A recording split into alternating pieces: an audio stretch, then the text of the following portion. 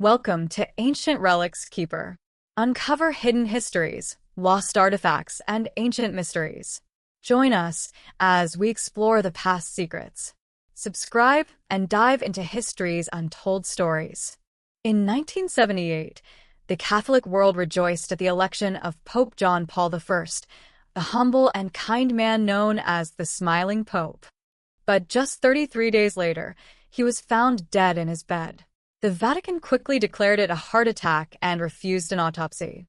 This official story has been questioned ever since, giving rise to dark theories of a murder plot at the very heart of the Holy See. In the long, often turbulent, and richly storied history of the papacy, an institution that measures time in millennia, there are certain years that stand out, etched into memory for their drama, their upheaval, and their profound sense of mystery. The year 1978 was one such year.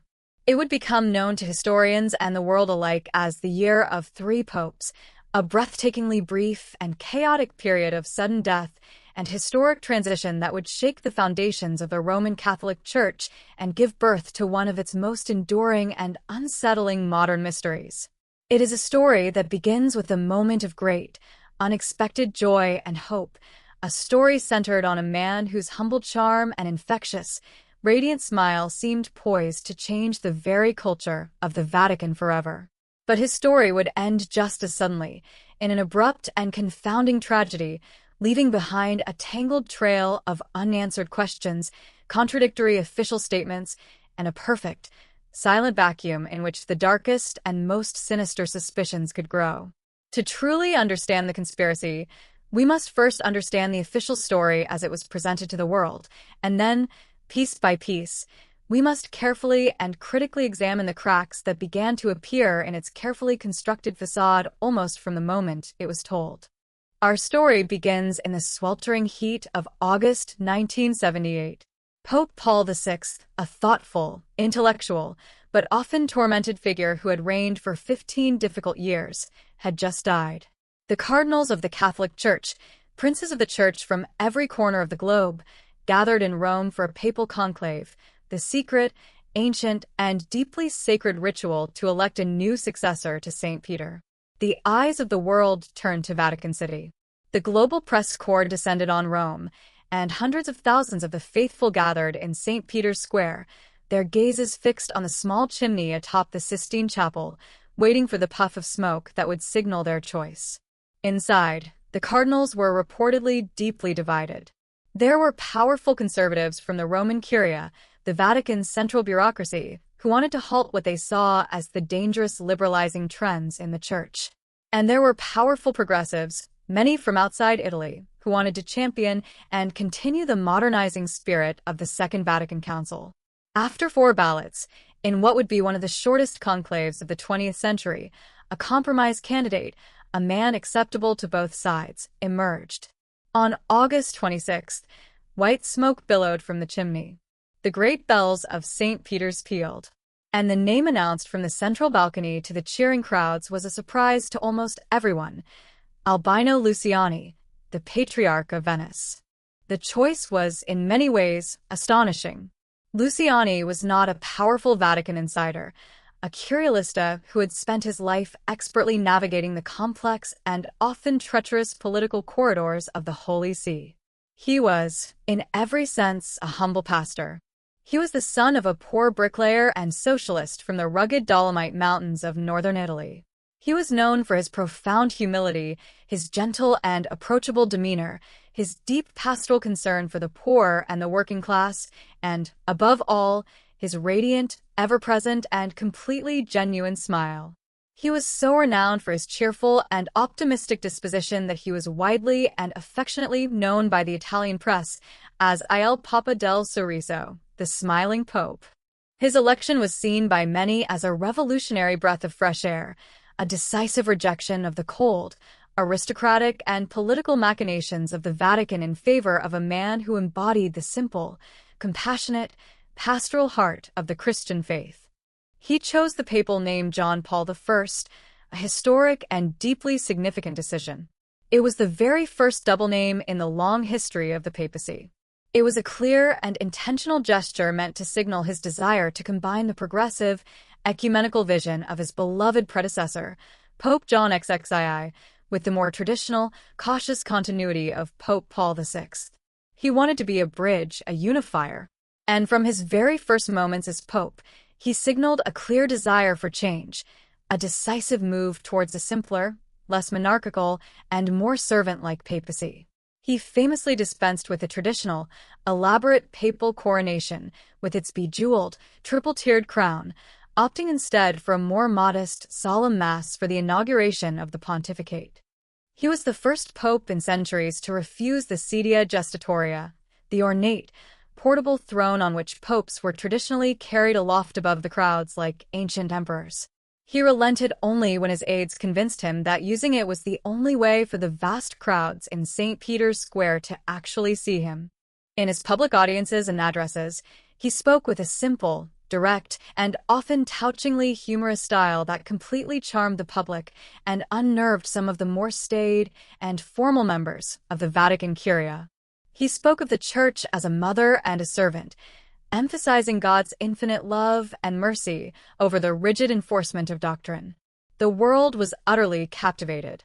It seemed that in Pope John Paul I, the Church had finally found a leader who could reconnect it with the common people, a man whose genuine warmth and humility could melt the cold, imposing marble walls of the Vatican. His papacy began with this immense and unprecedented wave of global goodwill and hope. But it was destined to be one of the shortest and most fleeting in the long history of the Church. A papacy of just 33 days. On the morning of September 29, 1978, the world awoke to stunning and tragic news. The Vatican officially announced that Pope John Paul I, the smiling Pope, was dead. He had been found lifeless in his bed in the Apostolic Palace. The suddenness of his death, after just over a month in office, sent a shockwave of grief, disbelief, and confusion across the globe. How could this seemingly vibrant, beloved figure, who was only 65 years old, be gone so soon?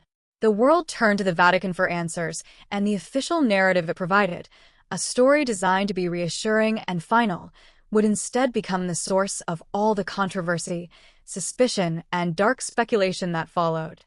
The Vatican's initial account of the Pope's death, released through its press office and the official Vatican radio, was meticulously crafted to paint a picture of a peaceful, serene, and entirely natural end. The official statement laid out a clear and seemingly straightforward timeline of events. On the evening of September 28th, the Pope had followed his usual routine. He had eaten his dinner and had reportedly complained of feeling a slight pain in his chest, a pain which he and those around him dismissed as being related to the heavy pressures and immense workload of his new office. He retired to his bed around 9:30 p.m. The next morning, as was his daily custom, a nun was to place a cup of his morning coffee on a small stool outside his bedroom door at 5:30 a.m. When the Pope failed to emerge after a considerable time, one of his priest secretaries, an Irishman named Father John McGee, became concerned. According to this first, explicit, official version of the story, it was Father McGee who, after knocking and receiving no response, entered the papal bedchamber at around 5:30 a.m. and made the tragic discovery. He found the Pope sitting up in bed, propped up by his pillows, with the reading light still on. He was wearing his glasses, and in his hands, he held a copy of a classic 15th-century devotional text, The Imitation of Christ. He appeared, the Vatican said in its communiqué, to have been peacefully reading at the moment of his death.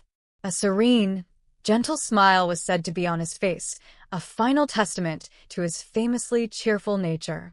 The Pope's personal physician, Dr. Renato Buzzanetti, was immediately summoned. After a brief examination of the body, he determined that the cause of death was an acute myocardial infarction, a sudden, massive heart attack which had likely occurred without a struggle around 11 p.m. the previous night. To bolster this conclusion, the Vatican also made a point of stating to the press that the Pope had a history of poor health and a weak heart, suggesting that while his death was sudden, it was not entirely unexpected from a medical standpoint. To conclude their official narrative, and to close the book on the matter, the Vatican made a critical and ultimately fateful announcement. There would be no autopsy. The reason given to the public was twofold.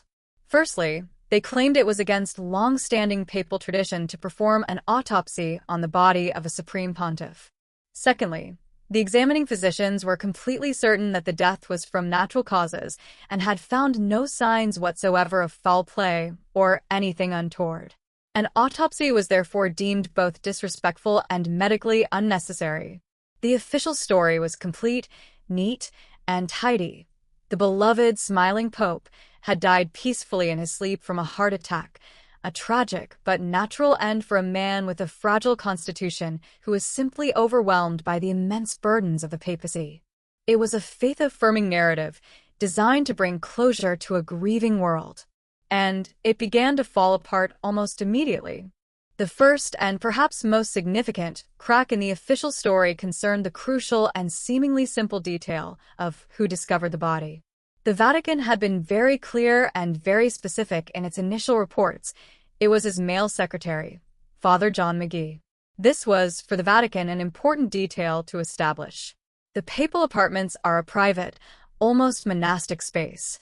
The Pope's bedchamber is considered a sacred and intensely private area. The idea of a woman being the first to enter that space, especially to find the pontiff deceased in his bed, was considered unseemly, improper, and a breach of protocol by the deeply traditional, all-male hierarchy of the Vatican. But the story, as they told it, wasn't true.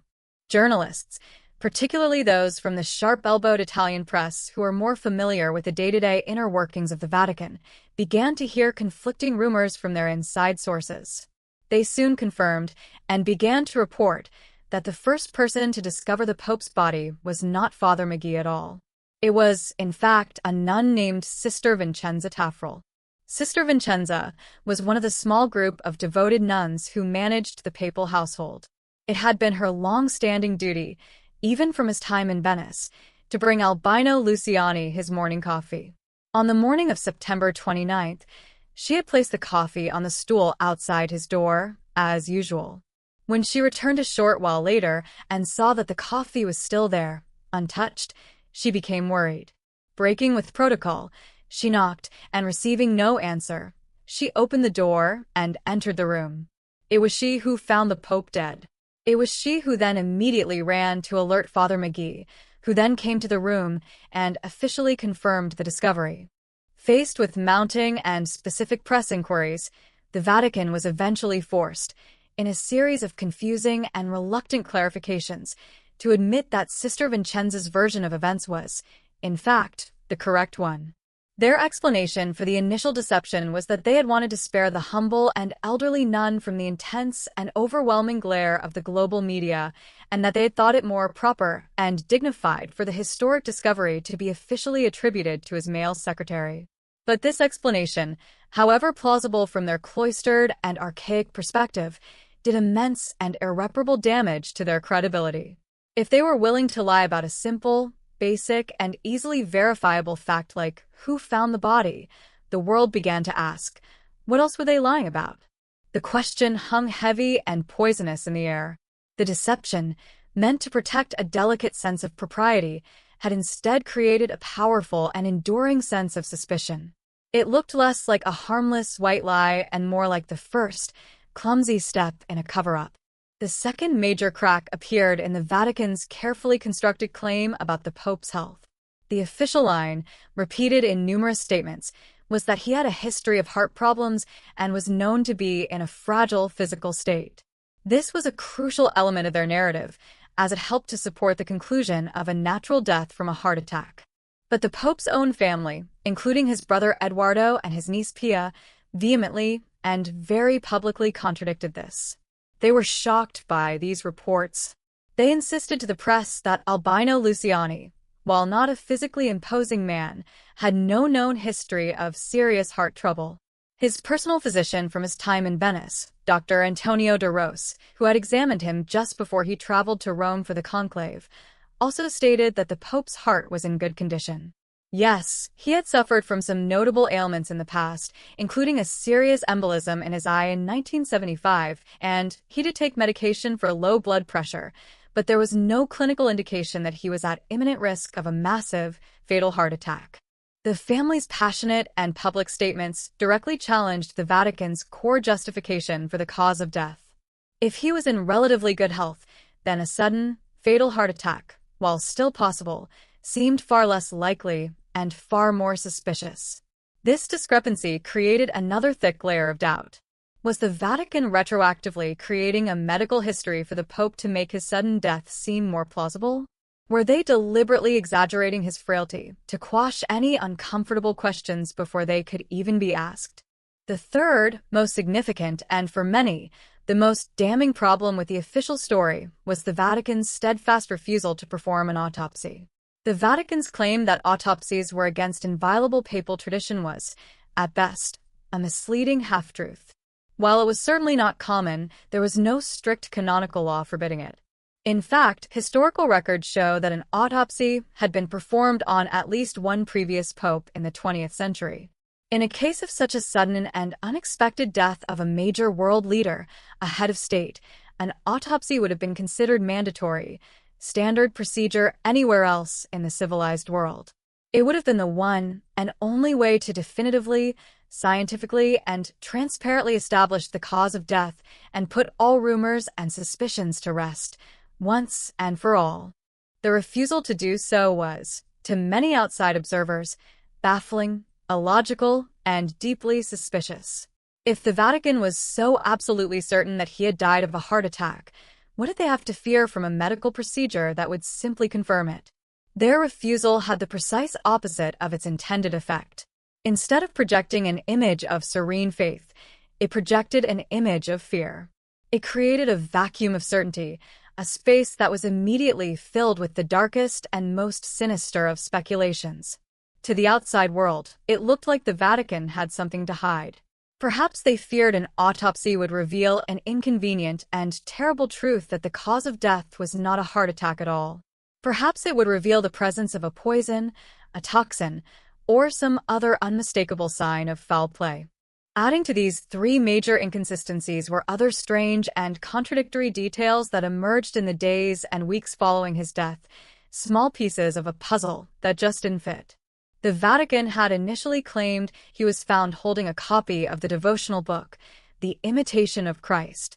But other sources, including some who claimed to be close to the papal household, insisted that he was not found with a prayer book, but with a sheaf of official papers in his hand, sermons, speeches, notes, or perhaps, as the conspiracy theories would later allege, a list of crucial appointments and transfers he was planning to make.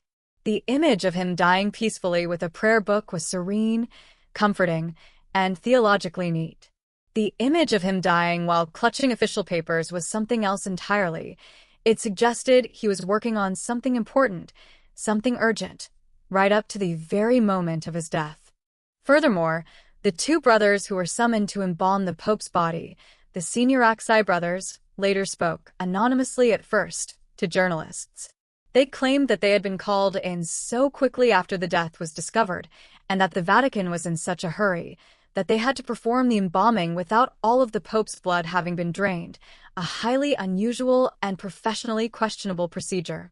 This led to rampant speculation that the Vatican wanted the body embalmed as quickly as humanly possible, perhaps to prevent a proper autopsy from being demanded and performed later, or, more sinisterly, to destroy any potential evidence of toxins or poisons that might have been present in his bloodstream.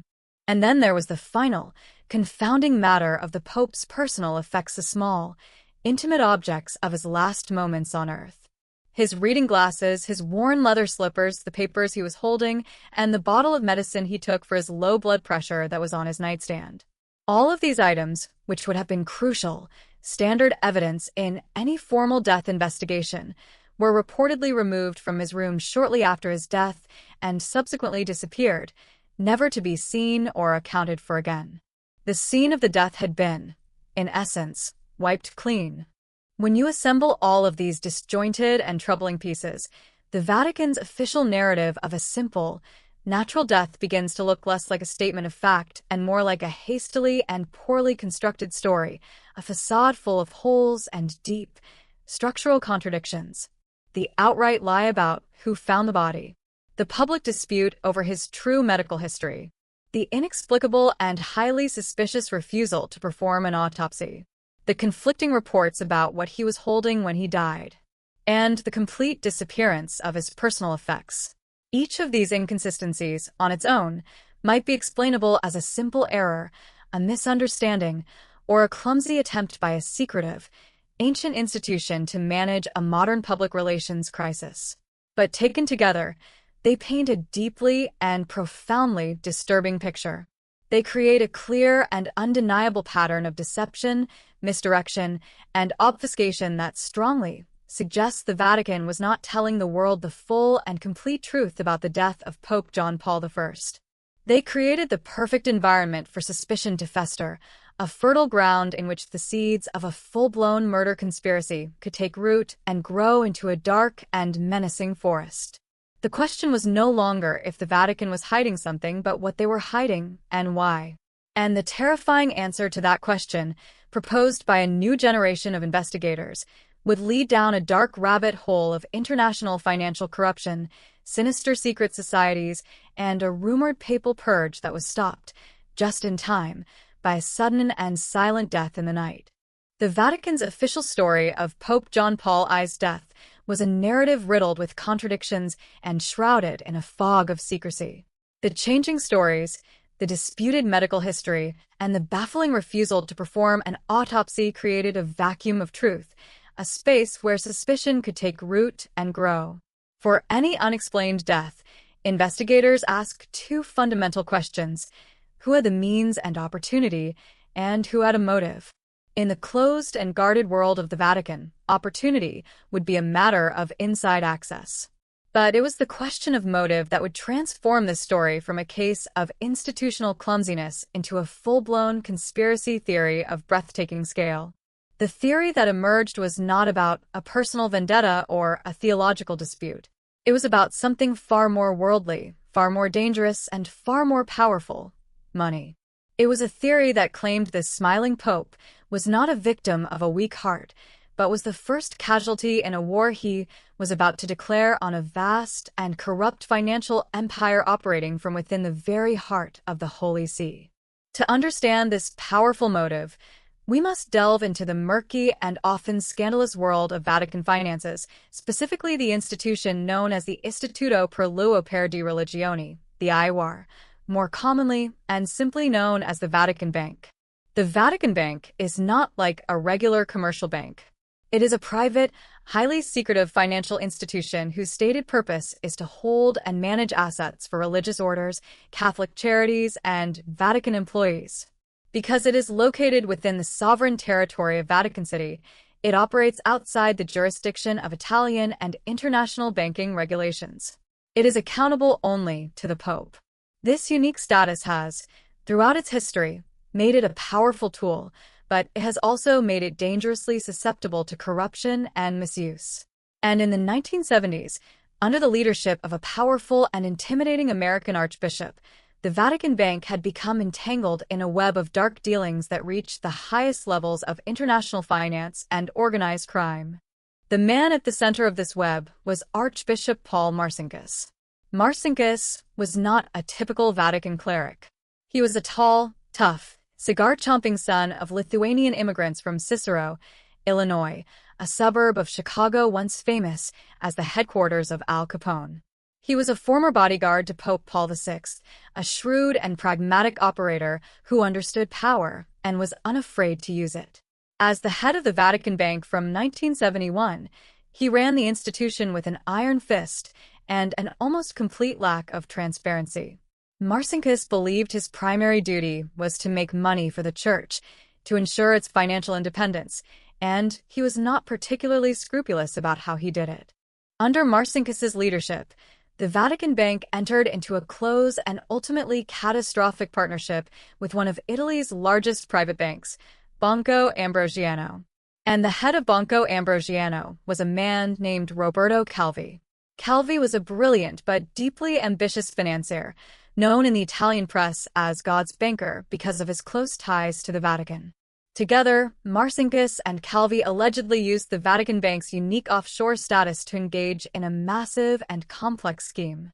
They set up a network of phantom shell companies in offshore tax havens like Panama and Luxembourg. The Vatican Bank would issue letters of patronage, essentially vouching for these shell companies, which Calvi would then use to borrow hundreds of millions and eventually billions of dollars from Banco Ambrosiano and other international banks. The money, according to investigators who would later unravel the scandal, was then used for a variety of illicit purposes. It was allegedly used to illegally funnel funds to political parties in Italy, to finance covert anti-communist operations in Latin America, and, most damningly, to launder vast sums of money for the Sicilian mafia. It was a shadow financial empire, a house of cards built on fraud, secrecy, and the unimpeachable reputation of the Holy See. For years, the scheme worked brilliantly. Calvi and Marcinkus grew incredibly powerful, moving billions of dollars around the globe, seemingly beyond the reach of any regulator or law enforcement agency. But by the late 1970s, the house of cards was beginning to tremble. Italian banking authorities were growing suspicious of Banco Ambrosiano's strange and massive debts. Journalists were beginning to ask uncomfortable questions. The entire fraudulent enterprise was on the verge of collapse, a collapse that would not only destroy one of Italy's biggest banks, but would also expose the Vatican's deep and damning complicity in one of the biggest financial scandals in modern European history. This was the situation, a ticking time bomb of financial and reputational ruin that Pope John Paul I inherited when he was elected in August of 1978. This leads us to the second crucial pillar of the murder theory, the Pope's planned reforms. Albino Luciani was, by all accounts, a man of simple tastes and deep personal integrity.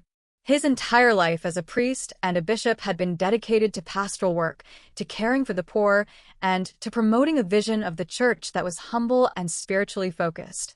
He had a deep-seated suspicion of wealth and power. The stories from his time as Patriarch of Venice were legendary. He had once ordered the sale of the diocese's gold to help fund a center for disabled children, declaring that the true treasures of the Church were the poor and the suffering. When this man became pope, he brought that same ethos with him to the Vatican. And according to the central claims of the conspiracy theory, he was utterly horrified by what he began to discover about the institution he now led. In the first few weeks of his papacy, as he began to receive briefings and review the files, he started to uncover the tangled and dirty secrets of the Vatican Bank. He learned of the unorthodox partnership with Roberto Calvi, the vast sums of money being moved through offshore shell companies, and the dark rumors of connections to organized crime. For a man like John Paul I, a man who had preached about a poor church for the poor, this discovery would have been a source of profound spiritual and moral disgust. It was a cancer at the heart of the Holy See, a betrayal of everything he believed the Church should stand for. According to the most detailed and influential version of this theory, laid out by the British investigative journalist David Yallop in his 1984 international bestseller, In God's Name, Pope John Paul I did not just sit on this information. He decided to act, and to act decisively. Yallop, through a network of what he claimed were confidential sources inside and outside the Vatican, pieced together a stunning narrative of the Pope's final days. He claimed that John Paul I, working with a few trusted advisors, began to conduct his own secret investigation. He requested files, he held private meetings, and he slowly put together a picture of the vast network of corruption. And he resolved to clean house. The theory alleges that the Pope compiled a list, a detailed plan for a radical and comprehensive purge of the Vatican's power structure. This was not to be a gentle reshuffling, it was to be a full-scale revolution. The list, according to Yallop, detailed the transfers, the forced retirements, and the outright dismissals of dozens of high-ranking Vatican officials. At the very top of this purge list was Archbishop Paul Marcinkus, the powerful head of the Vatican Bank.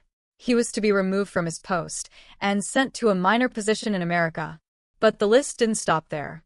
It allegedly included other powerful cardinals in the Curia who were complicit in the financial dealings or who were members of a secret and illegal Masonic lodge, known as Propaganda Due, or P2. P2 was a real and deeply sinister organization, a black lodge of Freemasonry that had infiltrated the highest levels of Italian politics, intelligence agencies, and finance. Its membership was a secret list of Italy's elite, and its goal was to create a shadow government. Roberto Calvi, God's banker, was a key member, and it was rumored so were several high-ranking Vatican prelates. John Paul I, according to the theory, saw this entanglement with a secret society as a grave spiritual threat to the Church and was determined to sever all ties. His planned purge was aimed at dismantling this entire corrupt network, a network that connected the Vatican Bank, the Mafia, and the P2 Masonic Lodge. It was a plan of breathtaking audacity, a direct challenge to some of the most powerful and dangerous men in Italy. This brings us to the climax of the conspiracy, the chilling theory of the 33-day plot. The timeline is critical. The theory posits that on the evening of September 28, 1978, the 33rd day of his papacy, Pope John Paul I finalized his revolutionary plan. He had the list of appointments and transfers typed up. He knew exactly who he was going to fire, who he was going to move, and who he was going to promote to replace them. And crucially, he began to put his plan into motion. He allegedly called in certain key figures, including the powerful Vatican Secretary of State, and informed them of the changes that were to be announced the following day. The word was out. The axe was about to fall. This act, according to the theory, was his death warrant. It gave the conspirators a supposed cabal of those who stood to lose everything: Marcinkus and his allies in the bank, the corrupt financiers like Calvi, and their powerful protectors within the P2 lodged both a powerful motive and a final, desperate deadline. They had to act, and they had to act that very night. If they waited until morning, the Pope would make his announcements, the purge would begin, the scandal would be exposed, and their world would come crashing down. Their power, their wealth, and their freedom were all on the line. The theory then outlines a scenario for the perfect murder.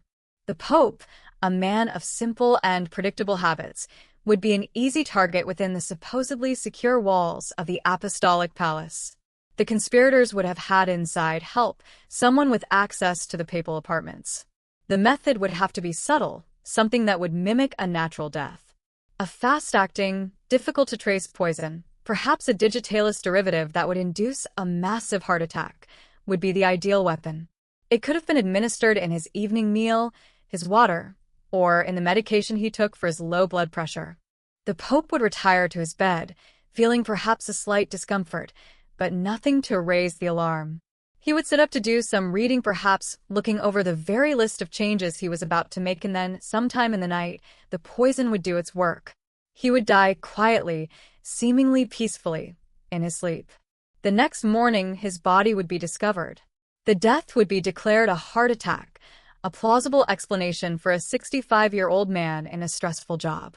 And to ensure no uncomfortable questions were asked, no evidence was found, the conspirators would use their immense influence within the Vatican to push for a series of crucial actions: an immediate declaration of death by natural causes, a firm refusal to perform an autopsy, and the swift embalming of the body to destroy any chemical evidence.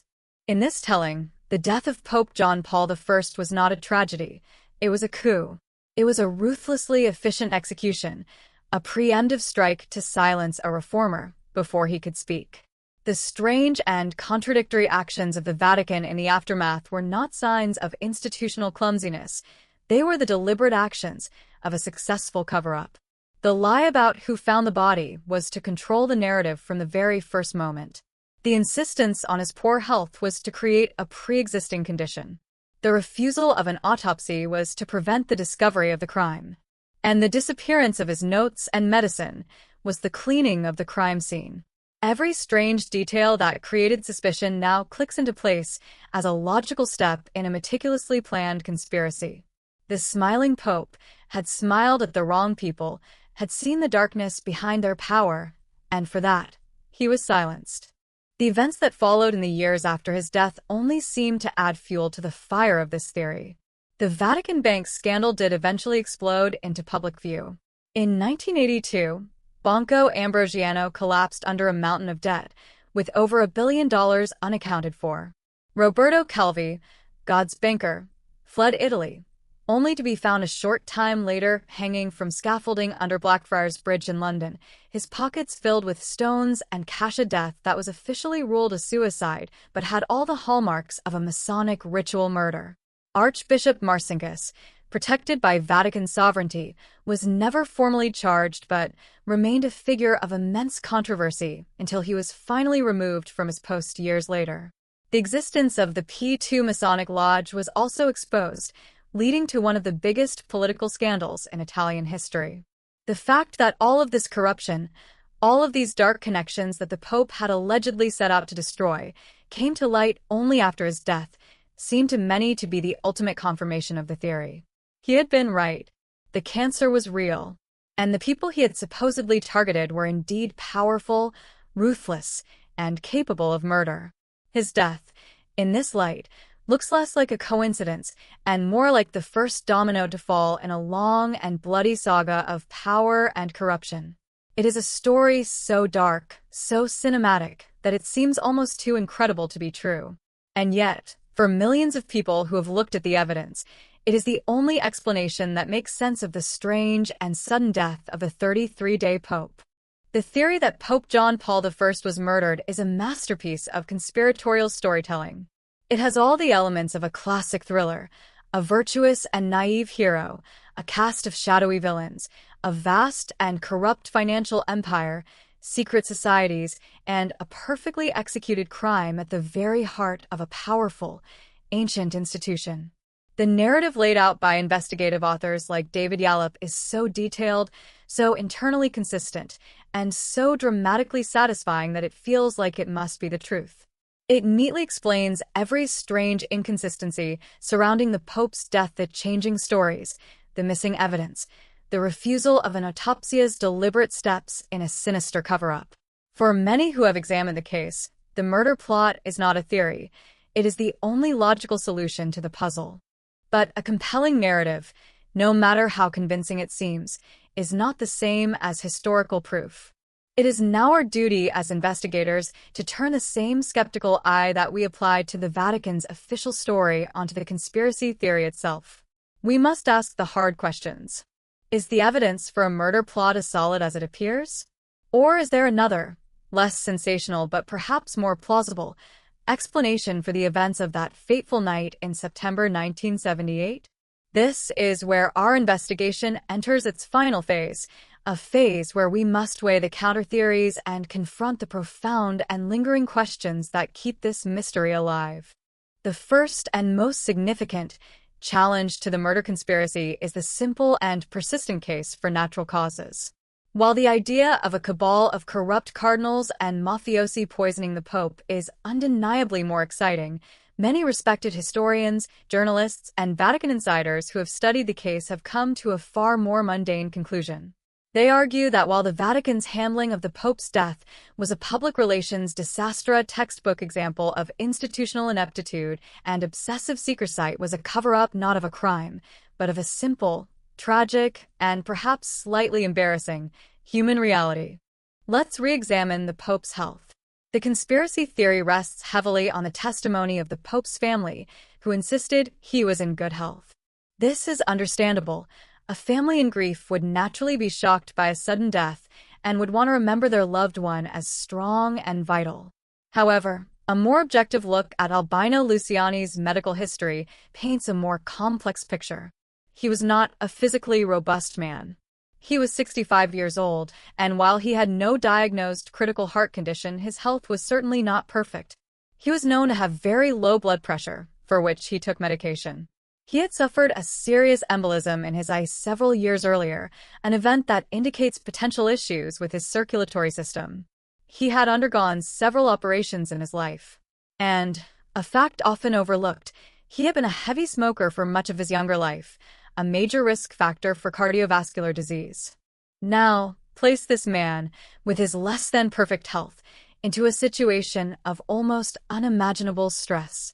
In the space of a single day, he was transformed from a relatively quiet patriarch in Venice into the leader of the global Catholic Church, responsible for the spiritual well-being of nearly 1 billion people. He was handed the keys to one of the most complex and demanding jobs on the planet. He would have been working grueling hours, sleeping poorly, and wrestling with the immense weight of his new responsibilities. For a 65-year-old man, even one in perfect health, the sudden and extreme stress of ascending to the papacy is a significant physiological shock.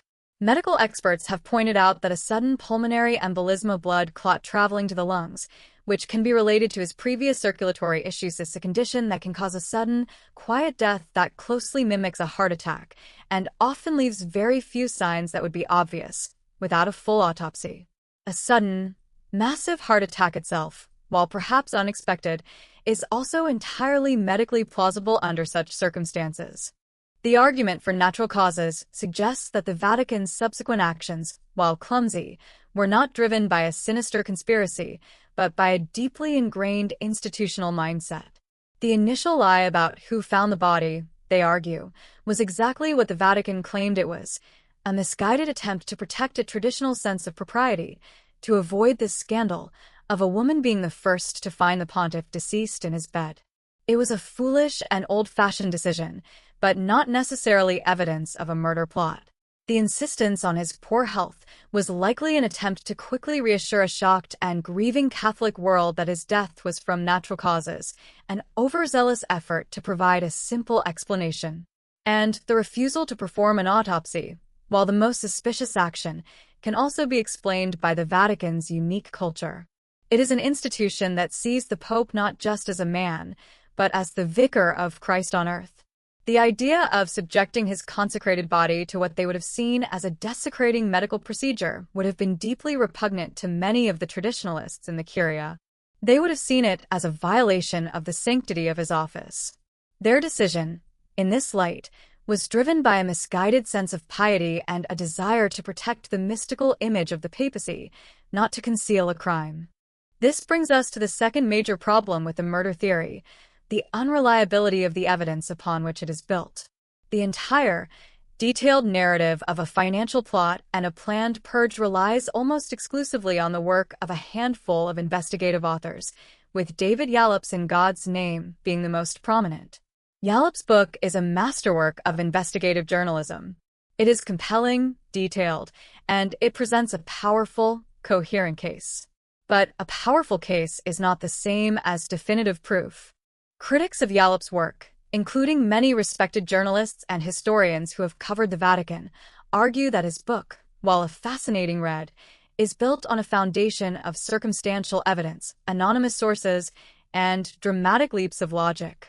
The most crucial piece of evidence in his entire theory is the purge list, the detailed document of transfers and dismissals that the Pope was supposedly holding when he died. But did this list ever actually exist? There is no definitive, independent proof that it did. Yallop's claims about the list and about the Pope's final actions are based on interviews with sources who remained anonymous, moles, inside the Vatican who could not be named. While anonymous sources are a necessary tool in investigative journalism, they are also impossible for outside researchers to verify. We are simply asked to trust that Yallop's sources were real and that they were telling him the truth. The same is true for the claim of poisoning. While it is the heart of the murder plot, there is not a single shred of direct evidence that Pope John Paul I was poisoned. No one has ever come forward to confess. No document has ever been found ordering the act. The theory is based entirely on inference. Because the death was sudden, and because powerful men had a motive, therefore he must have been poisoned. This is a compelling dramatic structure, but it is not historical evidence. It is an assumption, a conclusion reached by connecting a series of circumstantial dots. Without a body to examine, without a toxicological report, the poisoning claim can never be more than just a powerful and unsettling speculation. The sensational connections to shadowy secret societies like the P2 Masonic Lodge and the Mafia also, while adding a thrilling layer to the narrative, are notoriously difficult to prove in a direct, causal way. We know that these organizations were real and powerful. We know that figures like Roberto Calvi were connected to them. But proving that these groups orchestrated a plot to specifically murder the Pope is another matter entirely. It is a world of whispers, rumors, and underworld intelligence, a world where concrete, verifiable evidence is almost impossible to come by. The result is a theory that is incredibly rich in motive and detail, but remarkably thin on the kind of hard, verifiable proof that would be required to solve the case in a court of law or in the court of historical consensus. This leads us to our final and most important point of reflection: the enduring power of the Vatican's own culture of secrecy. Ultimately, the reason this mystery endures, the reason we are still debating it decades later, is not necessarily because there is strong evidence of a murder. It is because the Vatican, through its own actions, created the perfect conditions for conspiracy theory to be born and to flourish.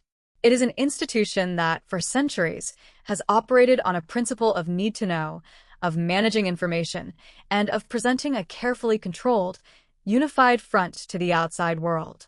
This culture of secrecy is its greatest strength and its greatest weakness. In the case of Pope John Paul I's death, this instinct for secrecy backfired spectacularly. By refusing to be transparent, they created an information vacuum. And as we know, nature and the human imagination abhors a vacuum. Into that empty space flooded a torrent of speculation, rumor, and suspicion. Every clumsy action, every contradictory statement, was no longer seen as a simple mistake, but as a deliberate piece of a sinister puzzle. The refusal to perform an autopsy was the most fatal error. That single decision, likely made out of a mix of tradition and a desire to avoid unseemly procedures, made it impossible to ever know the truth for certain. It permanently locked the door on any definitive medical conclusion, and in doing so, it permanently opened the door to endless speculation. Whether Pope John Paul I was a fearless reformer who was murdered by a cabal of powerful enemies, or simply an unwell man who died at a tragically suspicious time, the Vatican's own actions ensured that his death would be forever shrouded in doubt. They wanted to protect the image of a serene and holy death, but in their attempt to control the narrative, they lost control of it completely. They created a ghost that has haunted the halls of the Apostolic Palace ever since. So where does the truth lie? It is possible that the conspiracy theorists are right. It is possible that Albino Luciani, the smiling pope, stumbled upon a nest of vipers and was silenced before he could expose them. The motive was certainly there. The individuals involved were certainly ruthless enough.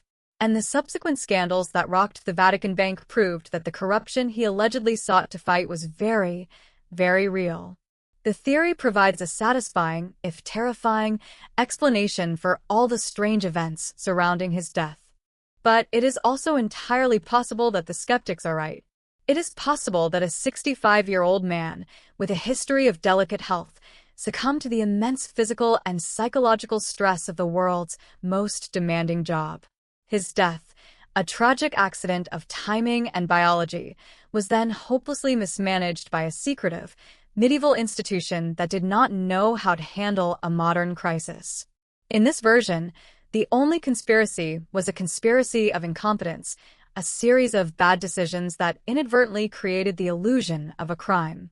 The frustrating and fascinating reality is that, without new evidencia deathbed confession, a long-lost document, a secret diary we will likely never know for certain. The case of Pope John Paul I is destined to remain one of history's great unsolved mysteries. The evidence is too thin to prove a murder, but the circumstances are too suspicious to ever fully accept the official story. He remains frozen in time, the 33-day Pope, his gentle smile now a cryptic symbol. Is it the serene smile of a holy man who died peacefully in his sleep? Or is it the tragic, knowing smile of a martyr, a man who saw the truth and was silenced for it? The Vatican's culture of secrecy has ensured that we can only guess, transforming the legacy of the smiling Pope into one of the most enduring, chilling, and unsettling conspiracy theories in the long and shadowed history of the Holy See. The 33-day pontificate of John Paul I ended as a question mark. Was he a fragile man who succumbed to the immense pressures of his office, his death tragically mismanaged by an institution obsessed with image? Or was he a fearless reformer who stood up to a powerful network of corruption and paid the ultimate price? The Vatican's silence has left the world to wonder, transforming the legacy of the smiling Pope into a chilling Vatican mystery. Thanks for exploring with Ancient Relics Keeper. What mystery should we unravel next? Like, subscribe, and share your thoughts below. Let's keep digging into history's secrets together.